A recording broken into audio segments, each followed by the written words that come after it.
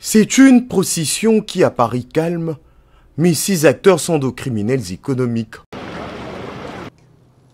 Il s'agit de 25 opérateurs économiques et de quelques hauts cadres de l'État, responsables de services spécialisés, tous impliqués dans la fraude et les trafics illicites de l'or au Sud Kivu.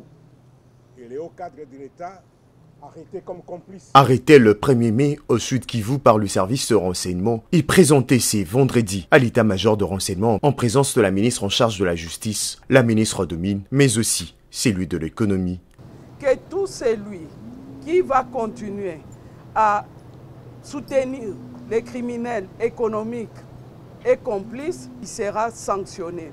15 d'entre eux ont été arrêtés en flagrance dans 5 comptoirs au Sud Kivu. 12 autres sont accusés de fraude et trafic illicite de l'or vers le pays agresseur de la RDC. Ce n'est qu'un début.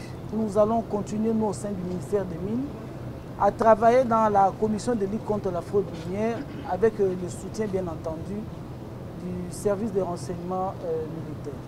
4 coffres forts, 15 ordinateurs portables, 41 téléphones, 2 fours, 2 balances, 2 moules, 26,120 kilos d'or, plus de 400 000 $, plus de 6 millions de francs congolais, 125 900 francs rwandais, 4 560 roupies et 1000 shillings ougandais ont été saisis. Il s'agit ici d'un grand combat, d'une grande guerre, parallèle à la guerre qui se passe sur le terrain à l'est de notre pays.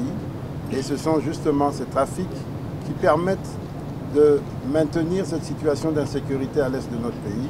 Et nous sommes en train ici de voir comment nos services ont pu donner une réponse efficace pour couper l'herbe sous les pieds de tous ces trafiquants qui alimentent les groupes armés et l'insécurité à l'est de notre pays. Il s'agit également d'une grande avancée dans notre lutte contre le blanchiment, lutte contre le trafic et le blanchiment d'argent. Et nous ne pouvons que nous réjouir de ce résultat. Comme cela a été dit par mes prédécesseurs, nous sommes en train de mettre en œuvre la vision du chef de l'État et nous demandons à tous les services de l'État et à tous ceux qui ont choisi la RDC comme terre d'asile, terre pour vivre et pour travailler, d'être du bon côté de l'histoire, celle qui est en train de s'écrire en ce moment dans notre pays. Accusés de blanchiment de capitaux et financement du terrorisme dans l'est de la RDC, ces criminels économiques seront déférés devant leurs juges naturels et répondront de leurs actes.